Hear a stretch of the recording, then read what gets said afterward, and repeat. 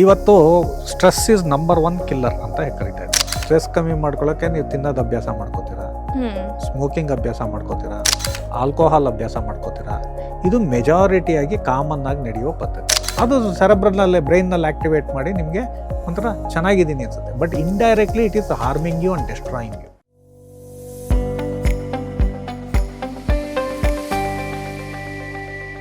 Stress gastritis ಬಿಟ್ಟು ಬೇರೆ ಯಾವ್ಯಾವ ಸಮಸ್ಯೆಗಳಿಗೆ ಕಾರಣ ಆಗುತ್ತೆ?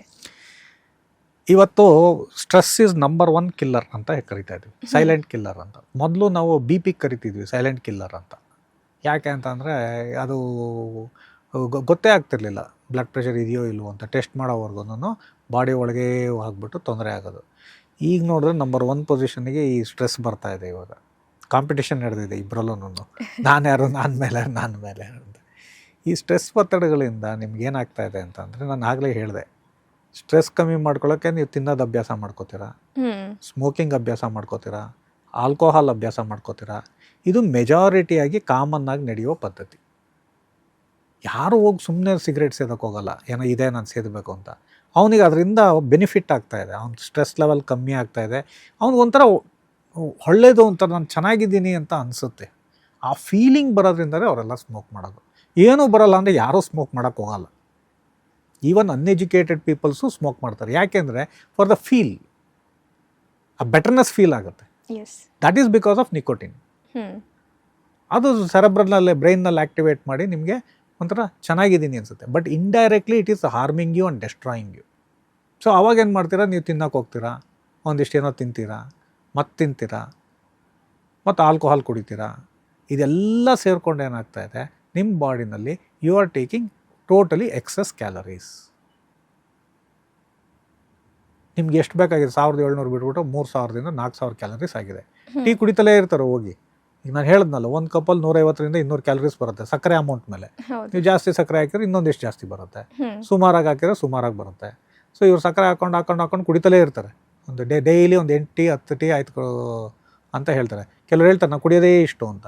ನೀವು ಎಷ್ಟು ಕುಡಿದ್ರೂ ಒಂದು 100 ಕ್ಯಾಲರೀಸ್ ಬಂದೇ ಬಿಡುತ್ತೆ. ನೀವು ಒಂದು 8 ಕ್ಯಾಲರೀಸ್ ಕುಡ್ದಿದ್ದೀರಾ ಅಂತಂದರೆ 1000 ಕ್ಯಾಲರೀಸ್ ಆಗೋಯ್ತು. 8 ಟೀ ಕುಡ್ದಿದ್ದೀನಿ ಅಂದರೆ ಅದನ್ನೇ ಹೊಟ್ಟೆನೂ ತುಂಬಲ್ಲ. ಹೊಟ್ಟೆ ತುಂಬಲ್ಲ. ಅದ್ರ ಮೇಲೆ ಊಟ ಮಾಡ್ತೀರಾ ನೀವು. ಹೌದು, ಅದ್ರ ಮೇಲೆ ಅದೇ ನೋಡಿ, ಒಂದು ಆ್ಯಪಲ್ ತೊಗೊಂಡು ತಿಂದರೆ 50 ಕ್ಯಾಲರೀಸ್ ಬರುತ್ತೆ ನಿಮಗೆ. ನೀವು 3 ಆ್ಯಪಲ್ ತಿಂದರೆ ನೀವು ಹೊಟ್ಟೆ ತುಂಬೋದು. ಎಷ್ಟು ಆ್ಯಪಲ್ ತಿನ್ನೋಕ್ಕೆ ಸಾಧ್ಯ ಒಬ್ಬ ಮನುಷ್ಯ? 3 ಆ್ಯಪಲ್ ತಿನ್ಬೋದು, 2 ಆ್ಯಪಲು 3. ಬಟ್ ಇಷ್ಟು ತಿಂದ್ರೂ ನೀವು 150 ಕ್ಯಾಲರೀಸ್ ಬರೋಲ್ಲ. ಅದಕ್ಕೆ ಡಾಕ್ಟರ್ಗಳು ಹೇಳೋದು ಹಣ್ಣು ತಿನ್ನಿ. ಯಾವ ಹಣ್ಣು ಡಾಕ್ಟರ್ ಅವೇ ಅಂತ ಕರೆಕ್ಟಾಗಿ ಹೇಳಿದ್ರಿ. ಅದೇನೆ ಈ ಥರ ಮಾಡಿಕೊಂಡು ಇರಬೇಕು. ಇವ್ರೇನು ಮಾಡ್ತಾರೆ, ಆ ಟೀ ಕುಡ್ದಿದ್ದಲ್ದಲೆ, ಸ್ಮೋಕಿಂಗ್ ಮಾಡಿದ್ದಲ್ದಲೆ, ಮೊದಲೇ ಹೊಟ್ಟೆ ಎಲ್ಲ ಹಸ್ತಿರುತ್ತೆ ಚೆನ್ನಾಗಿ ಗ್ಯಾಸ್ಟ್ರೈಟಿಸಿಂದ. ಹಸಿವಾಗುತ್ತೆ. ಇನಿಷಿಯಲ್ ಡೇಸಲ್ಲಿ ನಿಮ್ಗೆ ಹಸಿವು ತುಂಬ ಆಗುತ್ತೆ ಈ ಆಸಿಡಿಟಿಯಿಂದ. ನೀವು ಅದು ಇನ್ನೂ ತಿಂತಲೇ ಇರ್ತೀರ. ಸೊ ತಿಂದಿದ್ದೇನಾಗುತ್ತೆ ಅಂದರೆ 3000-4000 ಕ್ಯಾಲರೀಸು. ಈ ಕ್ಯಾಲರೀಸ್ ಏನಾಗುತ್ತೆ, that is converted into triglycerides and deposited as fat. Fatty and fatty acids and by products ಎಲ್ಲ ಇರ್ತದೆ. ಸೊ ಎಲ್ಲಿ ಸ್ಟೋರ್ ಆಗುತ್ತೆ ಮೇಯ್ನಾಗಿ? ಲಿವರಲ್ಲಿ ಮತ್ತು ಮಸಲಲ್ಲಿ, ಹೊಟ್ಟೆ ಸುತ್ತ. ಯಾಕೆಂದರೆ ಸೆಂಟ್ರಲೈಸ್ಡ್ ಒಬಿಸಿಟಿ ಅಂತ ಕರಿತೀವಿ. ಇದಕ್ಕೆ ಜೆನೆಟಿಕ್ಸು ಮೇಯ್ನ್ ಕಾರಣ.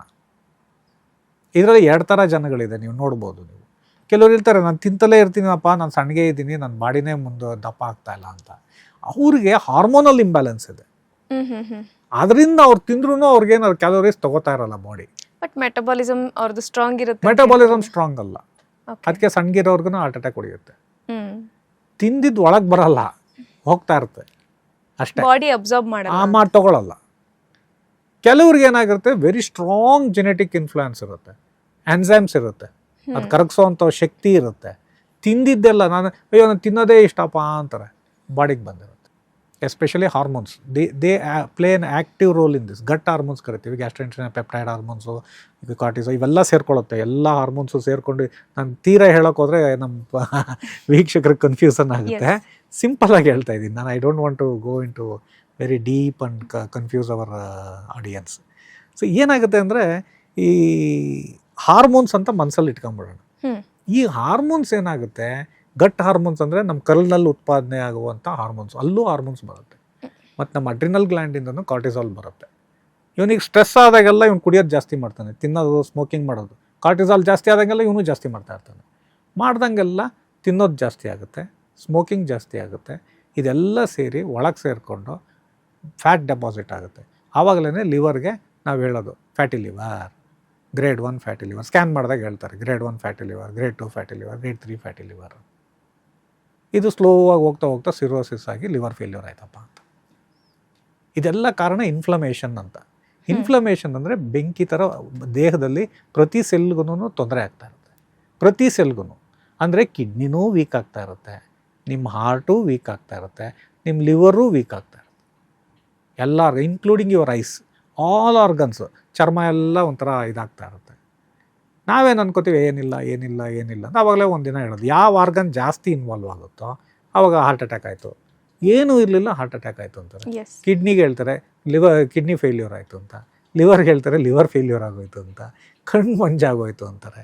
ಇದೆಲ್ಲ related for inflammations okay in the body. ಯಾಕೆ ಅಂತಂದರೆ ಇದೆ ಸ್ಟ್ರೆಸ್ಸು ಮೇಯ್ನು, ಆಹಾರ ಪದ್ಧತಿ, ಮತ್ತು ಅದ್ರ ಜೊತೆಗೆ ಅದನ್ನು ಕಮ್ಮಿ ಮಾಡ್ಕೊಳಕ್ಕೆ ಹೋಗಿ ಸ್ಮೋಕಿಂಗು, ಆಲ್ಕೋಹಾಲಿಸಮ್ಮು, ಇದು ಎಲ್ಲ ಜೊತೆಗೆ ಸೇರ್ಕೊಂಡಿರೋದು ಜೆನೆಟಿಕ್ಸ್. ನಮ್ಮ ತಂದೆ ತಾಯಿ ಎಷ್ಟು ಸ್ಟ್ರಾಂಗ್ ಆಗಿದ್ರು, ಅವ್ರಿಗೇನೇನು ಕಾಯಿಲೆಗಳಿತ್ತು ಅದನ್ನೇ ಈ ಜನ ಅಂದ್ಕೊಂಡ್ಬಿಡ್ತಾರೆ ಬರೀ ನಾವು ಪ್ರಾಪರ್ಟಿನ ಭಾಗ ಮಾಡ್ಕೋತೀವಿ ಅಂತ. ಇಲ್ಲಪ್ಪ, ಅದೊಂದೇ ಅಲ್ಲ, ತಂದೆ ತಾಯಿ ಕಾಯಿಲೆನೂ ಭಾಗ ಮಾಡ್ಕೊಂಡಿರ್ತೀರ ನೀವು, ಅದನ್ನು ನಿಮ್ಮ ಬಳುವಳಿಯಾಗಿ ನಿಮ್ಮ ಜೊತೆನೇ ಬಂದಿರುತ್ತೆ.